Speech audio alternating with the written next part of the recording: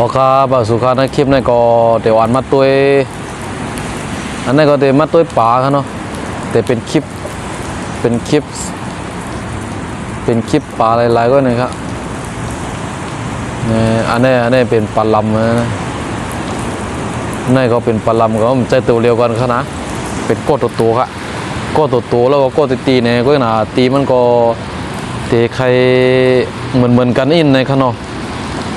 อันนี้พอตัวใหญ่นะตัวเล็กเนี่ยอันนี้เป็นปลาดุกครับนะตัวดุกปลาดุกตัวใหญ่ไปใจอันนี้แต่นี่เป็นปลาเย็นนะปลาเย็น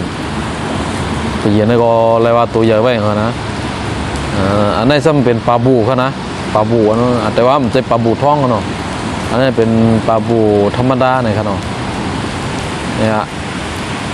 มันอันนี้เรียกว่าอยู่ที่หิมผังนองนะผังนองใหญ่ๆเนี่ยผังนองโหลงนองกวางปีเจเนี่ยอันนี้ก็กวางผักตั้งในเดี๋ยวเป็นนองทั้งนั้นนะเนี่ยข้าก็ข้าหันเนี่ยข้าก็มาถ่ายเตอให้ไหนมันไปก่อนนะเนี่ยเอามือเตอให้ไหนทำไปย้อนสั่งเลยมันไปไหนมันติมีห้อยเจ็บกันไหนครับเนี่ยห้อยเจ็บมันแอบติงหญ้าเป็นอับติงหญ้าเป็นอันนี้ครับนะเป็นปึดจับไว้ครับเนาะมันปึดหญ้าหน่อยครับเนาะ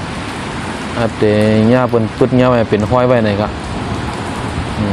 อยู่ในเหมือนจังว่ามันเตะอยู่ที่ไหนครับมันเต็มเหมือนจังว่ามันโตครับนะเพื่อนมันกลมใจอันนี้ครับกลมใจลูกครับนะอันนี้เด็กเป็นปลานิ้นเนี่ยก็ตัวใหญ่ไปใจครับนะ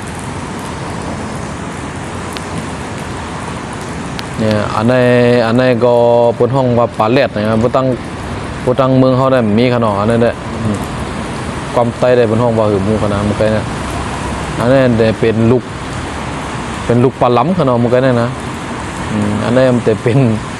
อย่างก็เป็นบนห้องอย่างก็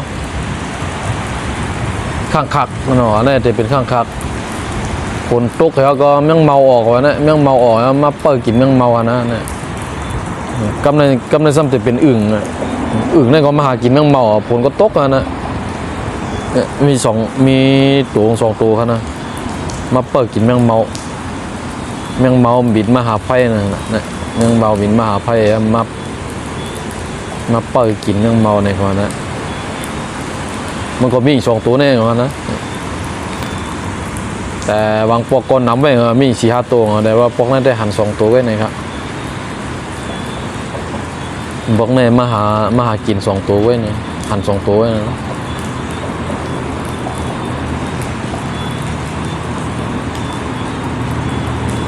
เก็บแต่เป็นกูกันใคร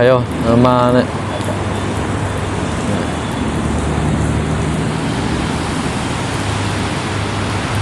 อันนี้ก็ในอันนี้จะเป็นกบกันนะกบตั้งเขาในห้องว่าเขียดในมดอ่ะกันเนาะต้องว่าตัวใหญ่ๆบนห้องกบเนี่ยอย่างนี้ก็เป็นปลาดุกอ่ะอันนี้เป็นปลาดุกก็นำเพราะตัวใหญ่นะมาอยู่ในให้ไหนฮะตัวเล็กก็หันตัวใหญ่ว่าตัวใหญ่อยู่กันในวันนี้เรียนมาเดียบดีมาผ่า